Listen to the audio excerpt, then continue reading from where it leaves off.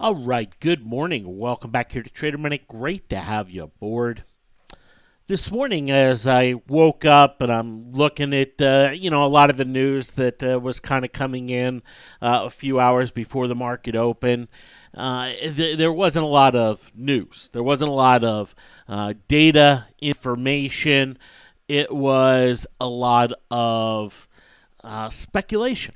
It was a lot of commentary.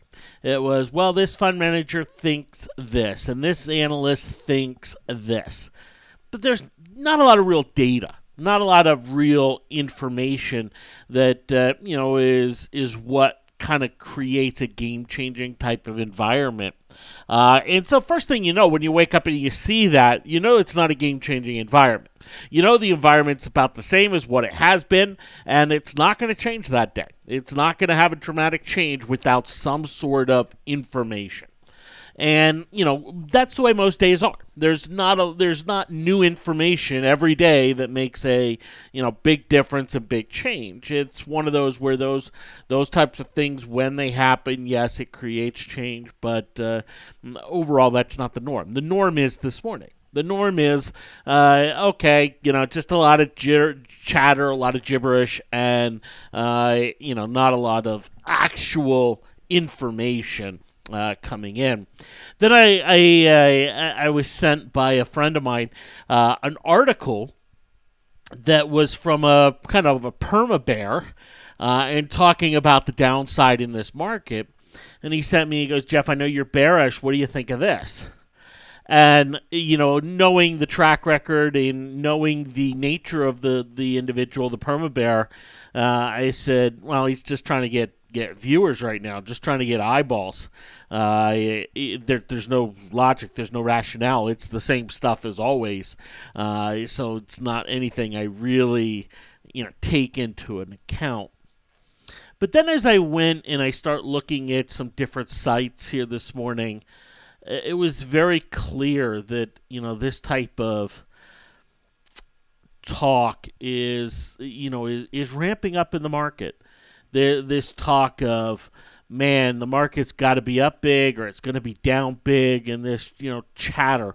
Because of the lack of, real information, we've gone through that. There's not a lot of data today. There's not a lot of there's not a lot of earnings, right? It's a market of a lot of speculation. And I want to go through here with just a couple articles here with you, just to kind of give you my take on how I look at these and how I assimilate them, into my thinking. For most people, when they go out and they look at the news in the market, the opinions in the market, and the information out there in the market, it's not a game of information gathering. That's not the game they're actually mentally playing. The game they're mentally playing is a game of affirmation. They have a bias, and they're looking to affirm that bias.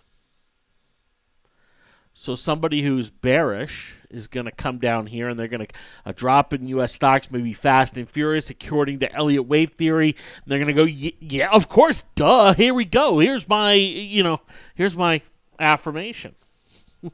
And someone who's bullish is going to come up to this headline and go, Dow Jones on the pace to hit 30,000 in April. Of course, duh. Let's go, right? The news or the kind of the market gives affirmation to anybody who wants it.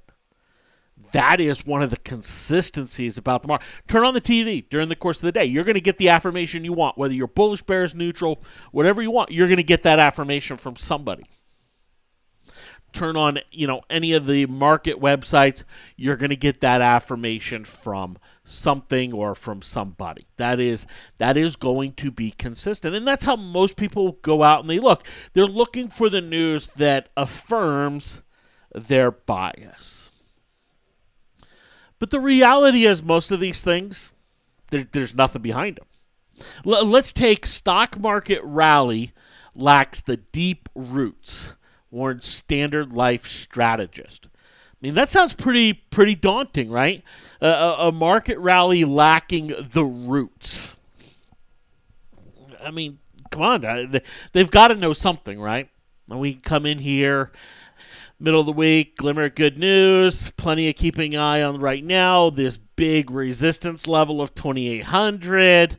Okay, there are two events to watch today that say so basically they're saying the market doesn't lacks deep roots, and they're talking about today's events. That's your first clue that there's nothing here. Their times are all out of whack.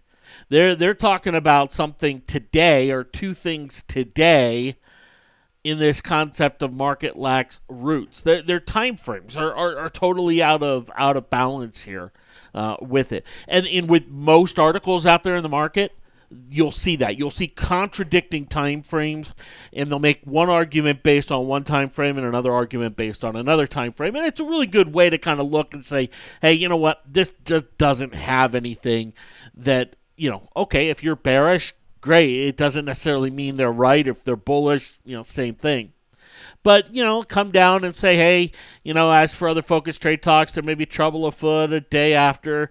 POTUS cheered up equity, saying there's no magical deal deadline. Bloomberg, reports that U.S. wants China negotiators to promise to keep the yuan stable. Okay, that's yesterday news. On to our call of the day. Andrew Milligan, head of global strategy at Standard Life Investment, who tells MarketWatch that while the equity gains look pretty good from Christmas, it's not backed by huge conviction right now. Rather, some fickle money.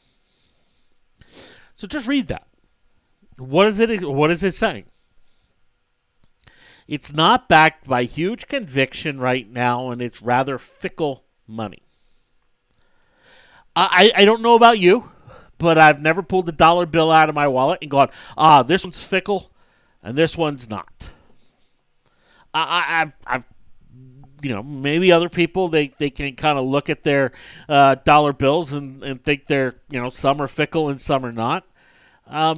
What's the basing here, right? What's the actual information here? There's not, right? They're just adding adjectives to words to create some sort of a bias. Investors will continue to put cash to work as long as they get a string of good news. Okay, that's duh, right? I mean, that's one of those things where you go, okay, great, that's true, but that's true in almost any market. But will turn quickly on their heels if they start to see flashing amber. What's the basis for this? What is the root of this statement? There's nothing. There's absolutely nothing here, right? In fact, you could argue that, hey, the market got the retail sales data. That was flashing amber. That was flashing deep red. And did the market turn quickly on its heels? No, the market, sold off a little bit and then rallied. There's not much depth to this market rally. It hasn't yet got deep roots. Okay, there's some statement in here, right? There's not much depth to this rally. Okay, what does that actually mean? It hasn't yet got deep roots. What the heck does that mean? Right? It's on the surface, it sounds logical and it sounds profound, and they're using some cool words. But is it really saying anything? I mean, what's a deep market rally versus a shallow market rally? What's a rally that has roots versus a rally that doesn't have roots?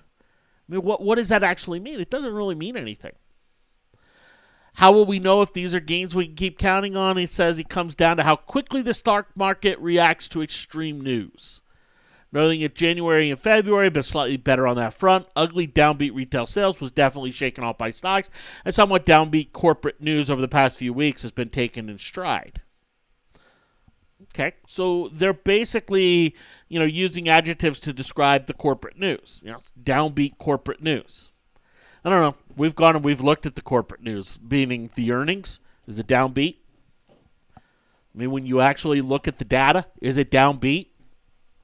No, not at all. For investors to keep adding that risk and making the rally stronger, obviously a trade deal is needed. And if the White House administration does announce tariffs on important auto and auto parts as feared, investors will definitely use that as an excuse to sell. Okay. Another big test will develop with earnings coming in the first and second quarter of 2019. Is there really anything to suggest there's no deep roots? Any data, any information? No. We've seen relatively good earnings news in the fourth quarter. So basically, you went and called it downbeat corporate news and then relatively good earnings news. Okay. That is going to slow very sharply into the first half of this year. It's outlook statements from the company that will matter. Okay. Right. This seems to kind of be the consensus out there. Is that we're for the bears? This is that bearish argument we've talked about. Bears are arguing that things are going to slow. Things are going to get worse. Things are going to go down. But when you look at the outlooks, when you look at what various companies are saying, is that what we're expecting? Is that what we're hearing from them? Well, we didn't hear that from several companies yesterday. We didn't hear that from Walmart for sure. They affirmed their growth and their guidance. Milligan says they are looking to industrials and cyclicals to lead a market rally in the second half of the year. So now we're talking about the second half of the year. We talk about lack of deep roots, and now second half of the year. Is there anything really to garner from this that we can say, wow, this market's bearish? There's absolutely nothing. In fact, there's from the actual information that's here, it's actually a little more bullish than bearish. I show that because these are the types of articles, these are the types of headlines that grab people, that create emotion, that create that that kind of fear or greed element that so quickly comes into the market. I love reading stuff like this, but you keep in mind it's an opinion piece, right? And so you go, okay, this is opinion. Let's see if there's anything worth really taking out of this. A drop in U.S. stocks may be fast and furious according to Elliott Wave theory. And you go, well, Jeff has kind of talked about being a little bit worried about a sharp, fast drop if and when it happens.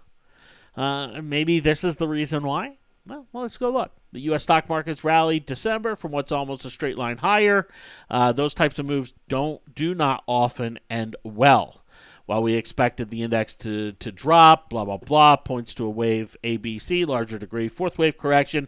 And, if you can go through the technical speak here, Elliott wave theory is basically a wave theory that basically says, hey, things go up in waves of 5, they go down in waves of 3, or big bull markets are waves of 5, big bear markets are waves of 5s, and the corrections are waves of 3. So you get wave 1, which is up. You get wave 2, which is down but doesn't break the low. You get wave 3, which is up and breaks the high. You get wave 4, and then you get wave 5. Right? So that's a Elliott wave theory rally, and then a correction of this rally is an A, B, C correction. Right, a three-legged correction, and that completes the cycle. And you can have this on the downside as well. Wave 1 down, wave 2 up, wave 3 down, wave 4 up, wave 5 down. The correction of that is A, B, C. Right? Great. There's a lot of analysis around this. I've never found it to be very enlightening to anything in the future.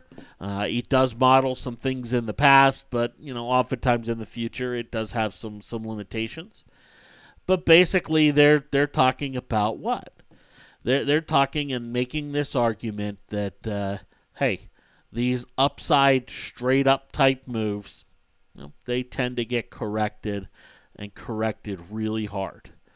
But even in their analysis, right? Which way, where does it ultimately end? Where does wave A end? Where does wave B start, right? And that's where the trouble kind of comes in.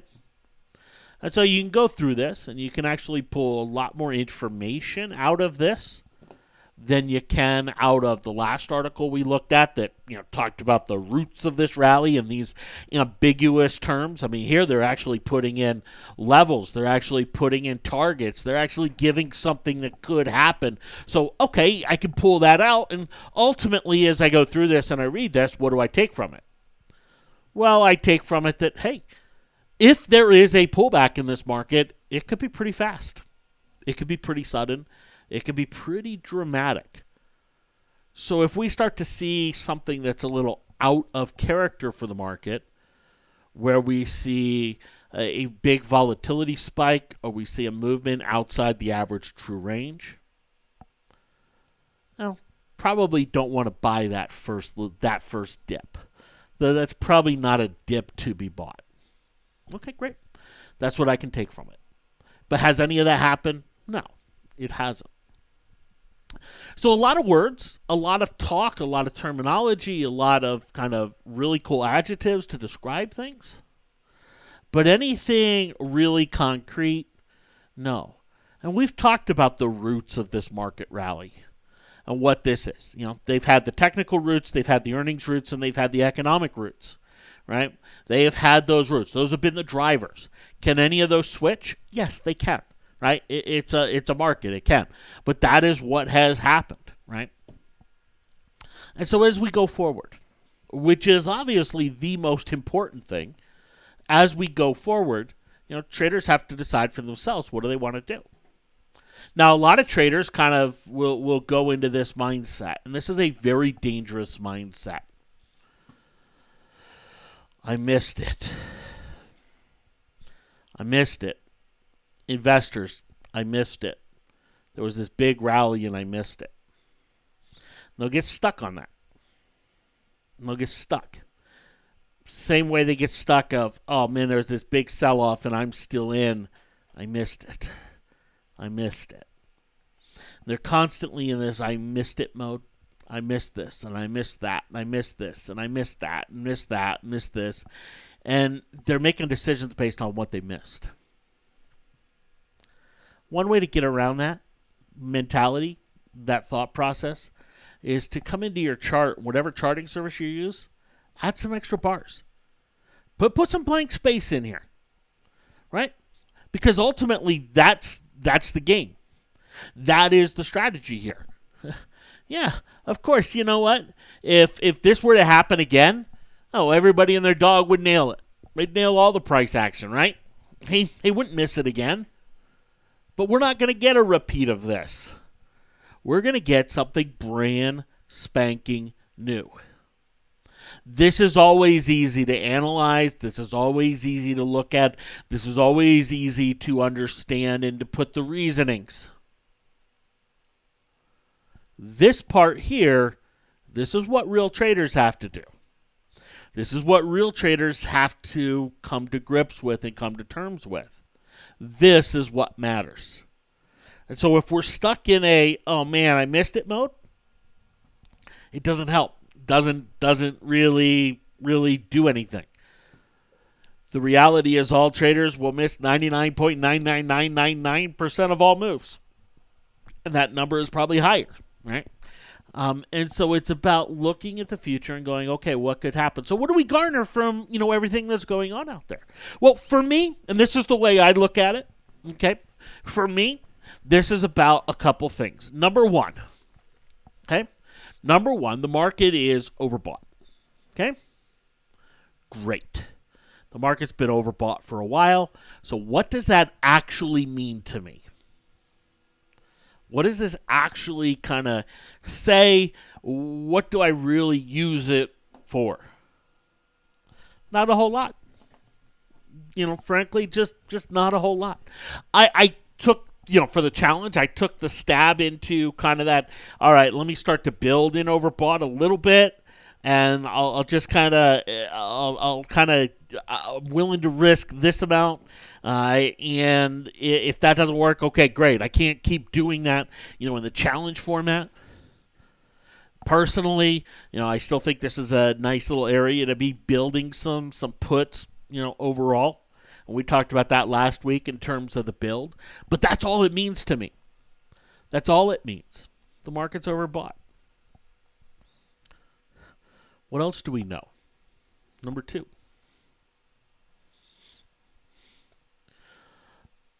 While there's been a lot of up and down since August and September of last year, the market has gone nowhere. It's at the same level. It's at the same level. This is where I can start looking at divergences. Are the earnings in economics better today than they were in September?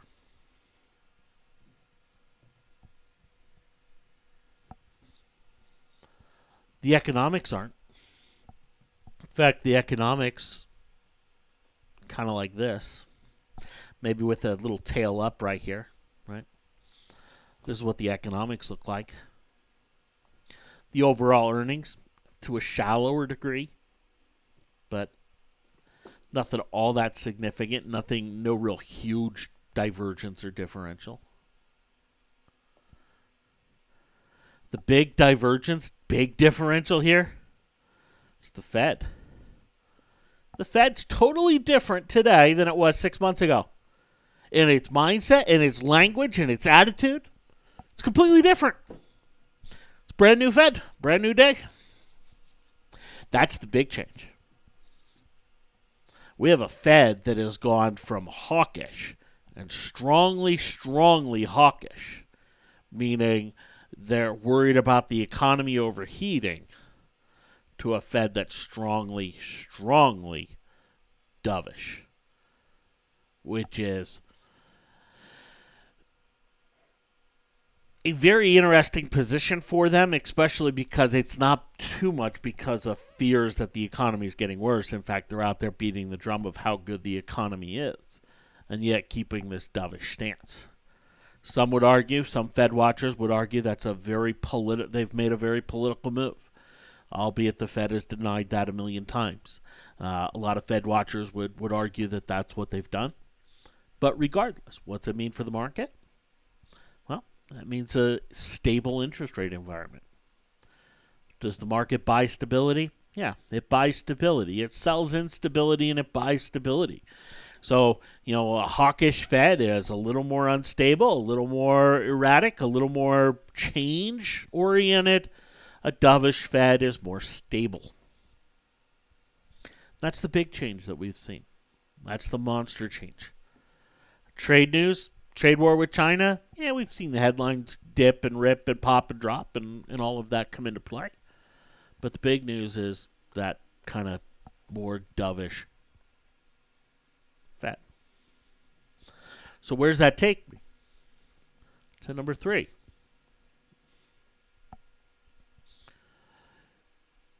There could be a sell-off in the market. The Elliott Wave theorist, they could be right. We could see a market that goes straight down for a long way. That has one of those 3 to 4 day sell-offs that's absolutely monster. But it's going to need a catalyst. It is absolutely going to need a catalyst. Without a catalyst, it's not going to get there. The divergences aren't great enough. Earnings erosion, economic erosion's not great enough for that on its own to get there. It needs a catalyst. And where is the biggest positive catalyst? Well, the biggest positive catalyst has been the Fed. This could potentially be the biggest negative catalyst. I'm not sure what they would have to say or do. But I look at a day like today and I go, okay, you know what? We're going to get the Fed minutes. I don't know what the market's reaction is going to be to the Fed minutes. I suspect they'll buy it up. But on a Fed minutes type day, is there greater chance for a catalyst of reversal? Yes.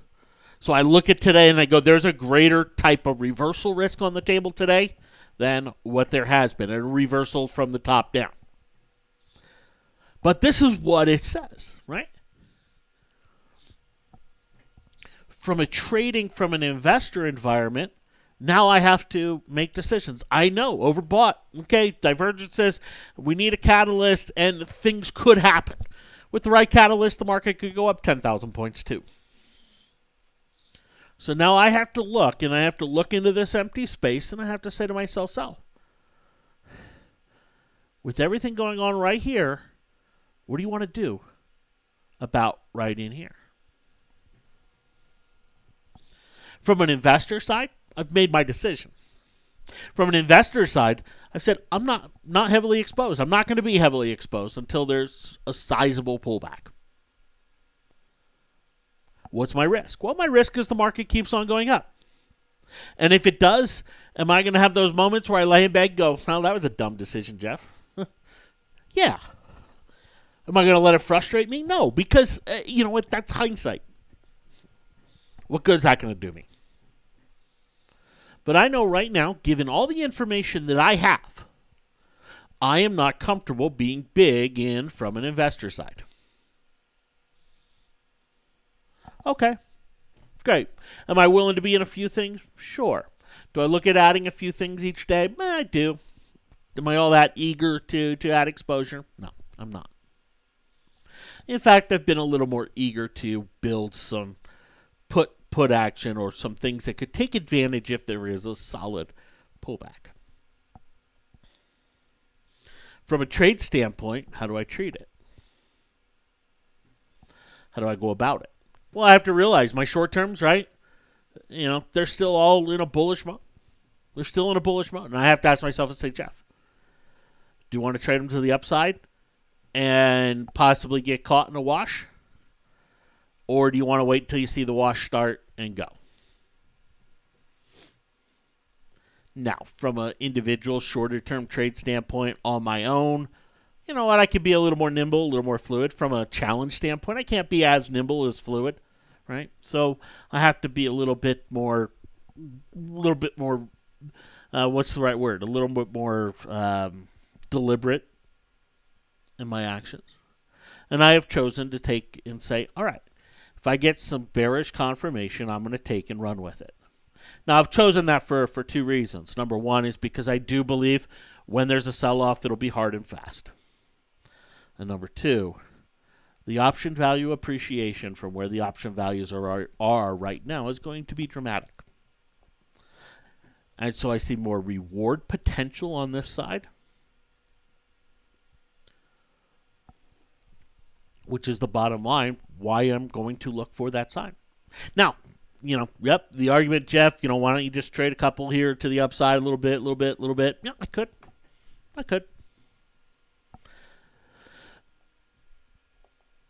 But I don't want to waste my time, and I feel like that's more wasting my time with most things. And I'm going to take, you know, I am taking this approach. Now, I could change that tomorrow. I could change that this afternoon. I could, you know, decide, you know, I want this or that. I have that flexibility. But overall, that's kind of where my mind is at. Did those articles this morning that are uber bullish or uber bearish change that? No, because there's no real information in them. There's no real data in them, you know, for me to take out. Do I have to be careful that I have confirmation? Oh, you betcha. I mean, here's Alcoa, right? I mean, I even mentioned in my note this morning, I'm looking for a bearish play here on Alcoa. If I get it, I'm going to go. What am I looking for? I'm looking for 28 to break. Did I get a break of 28? Nope. And boom, there it goes with the rest of materials today. Materials has been a strong outperformer here today.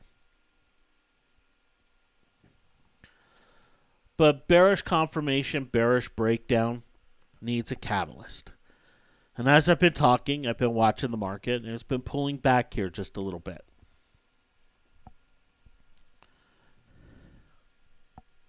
Is this enough of a catalyst? Is this, oh no, here we go, down we go?